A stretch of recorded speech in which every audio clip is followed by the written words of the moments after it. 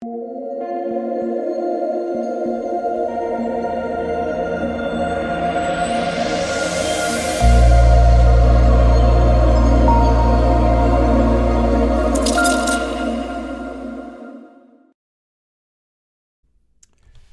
what is going on, guys? It's DK. Back at you with another video here to break down the 7-game NBA main set on Saturday. Before I get into the video, if you guys are new to the channel, my name's DK. I make daily videos and live stream for NBA and NFL sites on Draftkings. If you guys cannot watch these YouTube videos, I do upload an Apple Podcast. I have a link down below. It's called the DK DFS Show. If you guys are interested in signing up for premium content, and I'll offer that on patreon.com, a couple different packages, esports, NBA, which includes NFL for free, also linked down below. And I want to thank Prize Picks again for sponsoring this show. If you guys are new and are not familiar with what Prize Picks is, it's a site where you're basically taking over/under on fantasy points, right? So for tomorrow, they have 8 up already. They'll add more, but Harden projected for 52 fantasy points. So looking like KD is going to be back in this one, right? So do you like the under? Do you like the over there? I think that's a pretty good projection. Might lean under if they're all healthy and all playing the stars for Brooklyn, right? If KD was out again, then obviously I would like the over there. But that's basically the idea, and you can mix and match sports. They have NFL up, they have esports, they have PGA, so you can even do quarters, right? They have fourth quarter NBA. So I think there actually is a decent edge for half or even fourth quarter, right? Kind of knowing the rotations and who's going to play what in the fourth quarter. I think it actually is a pretty big edge. But yeah, if you guys want to sign up, you can use the code DKDFS. DKDFS, all one word, link down below. You get 100% match up to $100. You put $100 in, you get $200 to play with. And finally, I want to just thank you guys again for the continued support on the videos, the live streams, as well as on Twitter. It is greatly, greatly appreciated. If you guys do enjoy this content, if you leave a like button on the video, subscribe to the channel if you haven't already, and hit the notification bell so you don't upload videos, you don't go live. Let's aim for 200 likes on this video, guys. But yeah, with that all out of the way, let's jump in the video. So before we talk about players and their prices for this 7-game slate, let's look back at my lineup here from Friday's slate. So Friday, Victor Oladipo sunk my lineup. That was just the downside, or that was the downfall for me. Looking over the rest of my lineup, so I want Terrence Davis, Oladipo, Norman Powell, Porzingis, Boogie Cousins, Kyrie Irving, Julius Randle, and Daniel Gafford. So I thought the value, my core was Gafford, Cousins, Powell, and then Julius Randle. I just thought, the opportunity cost of spending up in the center wasn't necessarily worth it because there wasn't a ton of smash value. The value, in my opinion, was the two centers and the Toronto guys, based more importantly, Powell. Again, I used Davis as more of a contrarian GPP play. Wasn't great, but I was willing to take the risk there. Yeah, but you saw Clint Capella go for 10 blocks. That was insane. But yeah, looking at the rest of my lineup, I was going back and forth with Kyrie and Porzingis versus Luka and RJ Barrett. Probably made the wrong decision. I guess I haven't really checked in on what RJ Barrett's doing right now, but you guys saw Luka went off. And I was a little bit surprised Harden was way more popular than Luka. I thought Luka was the clear play. When you guys asked me Luka versus Harden, I said Luka. I thought he was going to be really popular today. So I was surprised. He was only 15% in this tournament. That did surprise me. I'm not going to lie, it did. Yeah, Oladipo, even though he busted, was pretty popular here, 40% owned. I don't necessarily, I think we got unlucky here.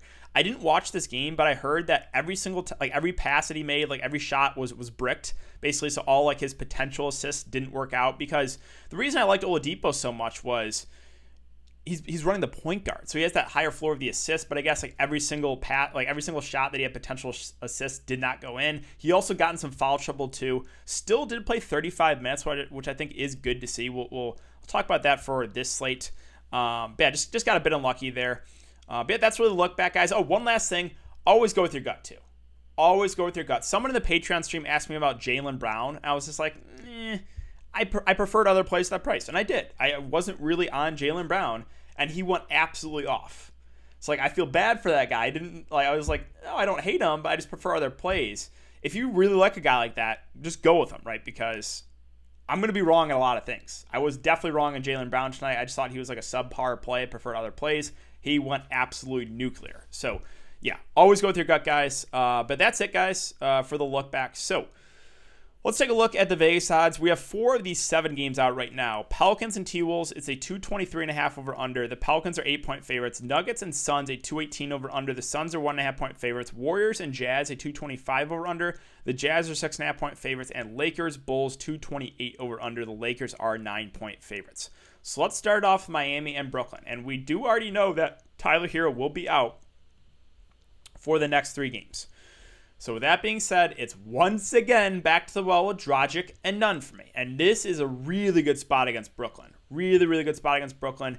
We're continuing to get the Dragic floor. I'm probably going to continue to go back to the well here. He did pick up 2 quick fouls in the first quarter, so Nunn came in right away. But I still like Dragic a lot, and I still like Kendrick Nunn a lot. Now, Nunn has been better. He's at 47, 40 fantasy points. It's no secret he's been better. He's also played more minutes. So I really like Nunn. I really like Dragic. Nunn will be more popular. I definitely think you can play both. Again, Brooklyn is, a talented team offensively with the big 3 now, but they're not great defensively. We saw Cleveland put up some big scores against them. So Nunn and Dragic are the guys that I like the most here for the Miami side, and I like them both a good amount. I think Bam Adebayo is actually a decent play 2 at 8.5. Kind of had a floor game there against Toronto. Not super worried about it. Previous 3 games, 41, 53, and 50. Again, up-tempo game here. Should play mid-30s minutes. I do like Bam as well. The rest of the guys are stayaways for me. Jimmy Butler is, let's see, I guess there's a chance he could come back. If Jimmy Butler does come back, then obviously I'm not really high on Dragic and Nunn. So that is something new. I did not think he had a chance to come back, but we'll have to keep an eye on this with Jimmy Butler. If he does play, then that kind of just takes a hit to Dragic and Nunn, makes them not as good plays. So got to keep an eye on that one. I did not know he had potential to possibly come back, but we do know that Hero is out for the next few games. And yeah, just no one else really stands out there. Spectre prices. Gabe Vincent got some ownership. He started, but just don't really want to go there. Duncan Robinson's just too pricey for me. Too reliant, I'm not paying $6K for a guy that has to hit his threes. So that's really it for the Miami sets. I'm out of Brooklyn. So Brooklyn, it looks like Kevin Durant will be back here. He's not on the injury report, so I assume he's good to go. Look, it was just rest for this one. If he is back, then it's just tough. We've only seen 1 game so far of all 3 of the big 3 playing. So, I think all these guys are solid options, but I don't know if one really stands out. If I personally had to pick, I would go Kyrie again. Again, Kyrie was my favorite tonight because he was the cheapest. He was cheaper by $2,000 compared to Harden. Kyrie is once again the cheapest by far at 8.9. I think if I had to pick, I would go Kyrie. But all 3 of those guys are fine. I just don't know if one really stands out if they all play. Now, if Durant gets ruled out again, then obviously, yeah, Harden and Kyrie look a lot better. And then the other plays here, secondary plays, there's kind of stayaways. Jeff Green's too pricey now. I'm not going to DeAndre Jordan at that price. I'm not going to Joe Harris at that price. So everyone else is a stay away from me on the Brooklyn side. Let's move on to Philly and Detroit. So Philly, Joel Embiid at 10K, I think is firmly in play here at the top. Had a really solid game in only 30 minutes against Boston. There wasn't a little bit of foul trouble.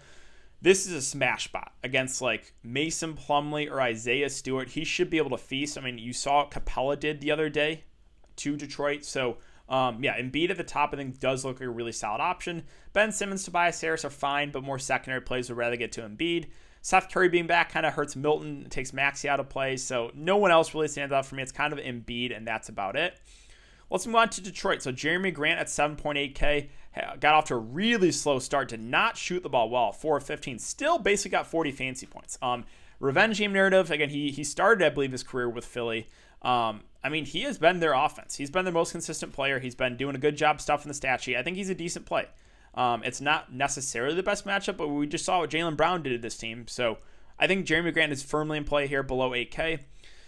I just don't want to play Blake Griffin. Mason Plumlee, the minutes are up and down. D. Rose not playing enough minutes. Wayne Ellington is the other guy I'll mention here. I really don't want to play him, but he has played 33 minutes in back-to-back games. Very reliant on the scoring, so he's not hitting his threes. He's not going to get there, but minutes have been there from recently, so I think he's a viable cheap play. Isaiah Stewart actually has been getting some okay run off the bench. 19, 16, and 23 minutes in 3 of the last 4 games. He's a decent point per minute guy. I think he's an interesting GPP play, right? Because, again, he's a center, so he's got to have a little bit of a higher floor. If we get some Mason Plumlee foul trouble, it could play a little bit more. Not a cash game play, but a little bit intrigued by him at 3.1K. If he gets close to 20 minutes, I think he could get there. All right, let's move on to New Orleans and Minnesota. So New Orleans kind of out of nowhere, they just like really turned it on and started to play fast instead of that half court offense. This is a good matchup here against Minnesota. Brandon Ingram at 8-1. At the moment, I'm kind of off, and the reason is he's just not doing he's not getting any of the peripheral stats recently, and I don't know why. But he's kind of just taking a back seat in the offense right now. So I think even at 8-1, I'll probably look elsewhere. I do prefer Zion because right now I just think he has a little bit of a higher floor. Now, he also was, that was a weird stat line for Zion, kind of scoring dependent, only 3 rebounds, 2 assists. Don't expect that to continue. He's the guy that usually can get you a good amount of rebounds, maybe a couple of assists. So I think I do prefer Zion to Brandon Ingram. Again, a good matchup there. Steven Adams is a safe play at 6-1, should play about 30 minutes. I think he's perfectly fine at that price. The guards are just... I don't know what to make these guards right now. With like Lonzo, Bledsoe, NAW, Josh Hart, even JJ Redick sitting some minutes. I think these guys are all fine. You can throw these guys in a group and like take shots, but I don't know if one really stands out. Lonzo played 27 minutes last game. Bledsoe, 28. These guys are just like okay. Like probably one of these guys will have a good game. NAW's minutes went down to 18. That makes him riskier. Josh Hart's been hovering in the 25-minute range. So I just don't know what to make of these guys. JJ Redick got 19 minutes, can very light in the scoring. I think you can go to like Lonzo or Bledsoe. They're cheap enough, right? 5-7 and 5-4. It is a good matchup, but we're not seeing huge minutes out of them. So I think they're just all like fine plays. Let's move on to Minnesota. So still no Karl-Anthony Towns. D'Angelo Russell at 8-6. I think you can go to him in GPPs. Very up and down. Not even close to a cash game play. Would never play him in cash games, but I think a viable GPP play if you want to go there. Same with Malik Beasley. I like the price a little bit better on him compared to D'Lo, to be honest. He's a couple $1,000s cheaper. He's a guy that is getting a lot of shot attempts up. So yeah, Beasley, D'Lo firmly in play for GPPs. The rest of the guys, I'm probably just going to stay away from. Naz Reid's priced up. Rubio's back. Vanderbilt at 4-7. Did play 27 minutes the last game. I guess he's intriguing. But still, like, they just have a lot of guys they're using. Okogie, McDaniels actually got some decent run off the bench. They have Ed Davis, too, they can use a bit. It's just, I don't trust these guys. I don't. On a 7-game slate, again, you can take shots if you want, but no one really stands out for me on the Minnesota side. Let's move on to the Lakers. So the Lakers, I actually do like LeBron and AD a good amount here. It's a fantastic matchup against Chicago. And the minutes for them have been really good recently. 38 and 38 minutes in back-to-back games and close games. If we're going to continue to get close to 40 minutes a game for LeBron and AD, then they are underpriced. Now, will they continue to get these minutes? I'm not sure, right? They they were leading Golden State and then fell behind, and then Milwaukee was a big game. So, like, maybe this game they'll only play 34 to 35 minutes. But like I said, if they're going to continue to play those high 30s minutes, then they are underpriced right now at 9-4, 9-3 respectively. I do prefer LeBron to AD, but both firmly in play in a really good matchup. Schroeder, neutral play. I know he had a 4-game last game. I think he's, again, good matchup, but not super excited about it. Montrez, if I had to pick someone in the mid-range, it would be him. He's hovering around the 25-minute mark. Again, I do like targeting bigs against Chicago, so I think Montrez is like a decent play. Don't know if he has like huge upside if Anthony Davis and like LeBron both play. Other options like KCP, mentioned him for value. Again, very reliant on the scoring. He hit his threes, so he got 31 fantasy points, but that's why, right? He hit 7 threes. So the floor is low with him. You guys know the deal. Like low floor, but does have a ceiling if he hits his shots. Marcus Gasol 3-8, just, I don't know if we have to do it. Alex Caruso played 18 minutes. Again, if you need someone super, super cheap, I guess, but I don't love that either. And that's it for the Lakers. Let's move on to the Bulls. So Zach LaVine has really been on fire recently. For the last 5 games, 66, 55, 54, and 50 fantasy points. And he's still playing a good amount of minutes. I think LaVine is firmly in play for GPPs. I don't like the matchup, but I think he's still viable and will be lower owned again, or under owned. So yeah, LaVine does intrigue me there for GPPs. Kobe White at 7-2. Minutes are not as high, like 30, 25, 32, 33 is not great. So I'm probably not going to go there at that price. Wendell Carter Jr. is doubtful. Don't expect him to play. So I'm fine going back to the well with Gafford. Now, I thought he would play at least 20 minutes. He played 19, so basically the floor of what I thought he would play for starting. So if we're only going to get about 20 minutes from Gafford, he's definitely not a must play, but certainly viable. Again, a good shot blocker. He had 2 blocks last game. Don't love the matchup for him, but this is a bigger Lakers front court. So, like, can they go small ball with, like, Thad Young at the 5? I guess they could, but I think this maybe could be a game where Gafford plays a little bit more because I think they'll need his size. So he definitely is someone I'm looking to for value. at that price point. Again, Thad Young, they used him a lot as like a small ball 5. I think he's okay at 4.6. The value guys for like the Bulls, like Otto's, Patrick Williams, Denzel. How many minutes did he play last game? Did play, again, don't really love. No one really stands out for the value. Like Temple had a good game, but that's a little pricey for him. Lauri Markkanen was really popular this slate, and I didn't really understand why. I mean, I guess like I did, like right, he could play a little bit more of the small ball 5, but I just think again, neutral play here, kind of reliant on the scoring. We saw it last game. Again, he's been doing a little bit better job rebounding the ball this year, but at times he can be a little bit scoring dependent for big. Again, I think he's a fine play, not a priority for me. Let's move on to Houston and Dallas. So Houston, Christian Wood is looking to be doubtful. So yeah, it's right back to Boogie Cousins. He was 90% owned in that tournament I played. He should have been 100%. At 5.1K, I don't know if he's... Well, can we talk about this too? I didn't watch this game, so I just realized this.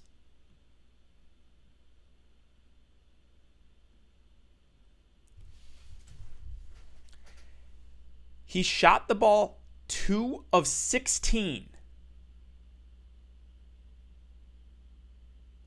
2 of 16 for a big man. He shot 2 of 16 and still put up basically 40 fantasy points. People are telling me to fade Cousins tonight. I mean, if he just has a decent shooting game, he goes for 50. So, yeah, go ahead. Fade DeMarcus Cousins if Christian Wood is out. See how that works out. No, I'll be going right back to Boogie Cousins. He had a terrible shooting game. Perfectly fine with going back to him. He's just a great point per minute guy. Again, shot the ball that bad and still basically put up 40 fantasy points. That's insane. That is really insane. I just noticed that.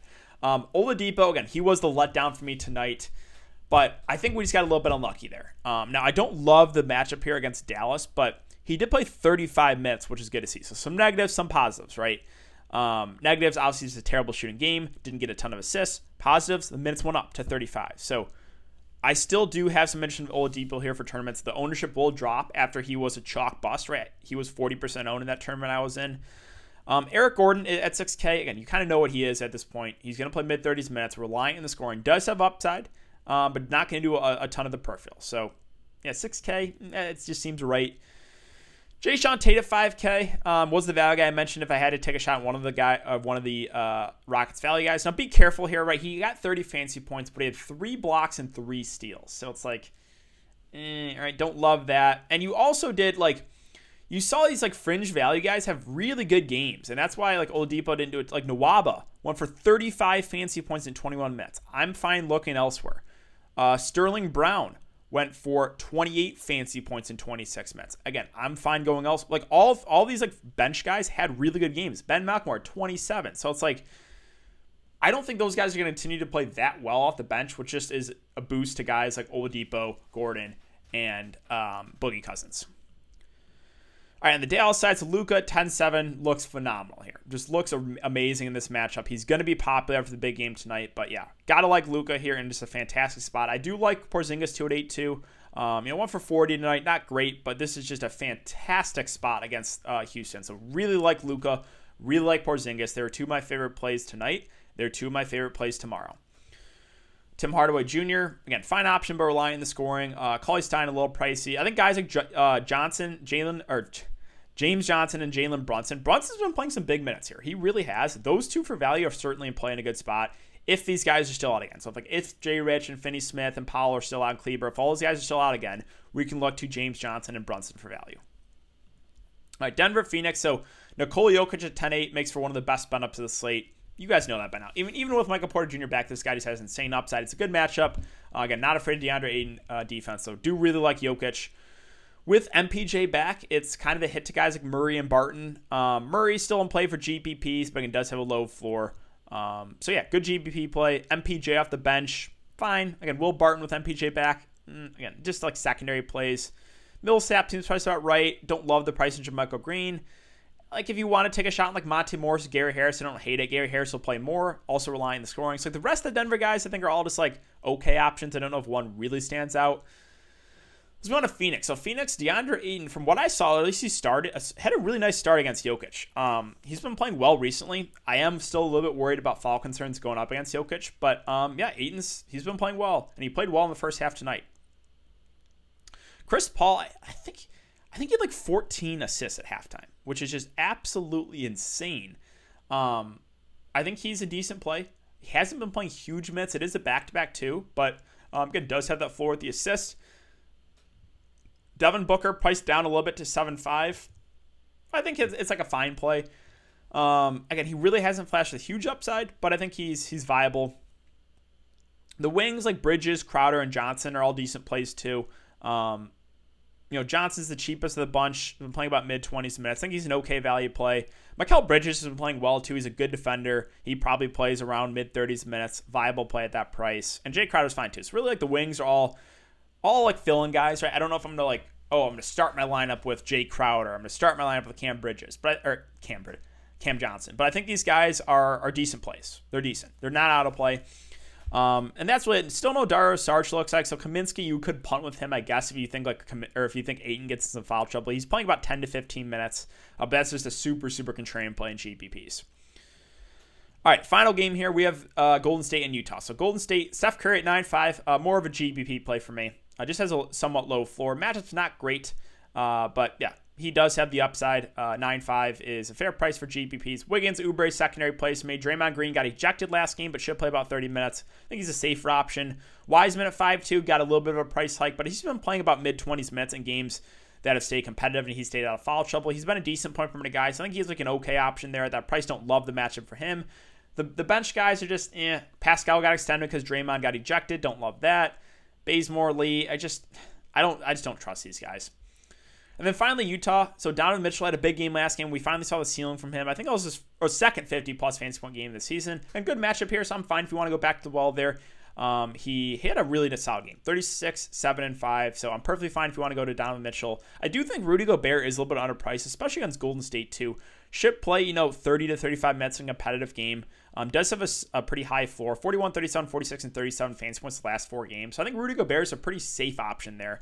I think Conley's pretty safe too. He does have a decent floor with the assist. He went for 39 last game. I think Conley. I think like the main 3 guys for Utah actually look pretty decent on the slate. Clarkson's viable as a GPP option, but the minutes finally did go down for him. He only played 24. That's what I was expecting here in this game, but he played 29. Yeah, this game went back down to 24 with Ingles back, so more of just a GPP play. Bojan, same thing, GPP play, very reliant in the scoring. Ingles at 4.2. How many minutes did he get last game? 20. Again, that's like an okay value play. Yeah, I think he's fine. And then that's really it. Like, I don't think we have to go to Favors at 3.5. Plays probably 10 to 15 minutes as the backup center. But yeah, that's going to do it for the video today, guys. So if you have been enjoying the content so far, I would really appreciate it if you leave a like button on the video, subscribe to the channel if you haven't already, and hit the notification bell so you know when to upload videos, you know when to go live. Thanks again, guys. Hope you guys have a great night, and I'll see you all tomorrow.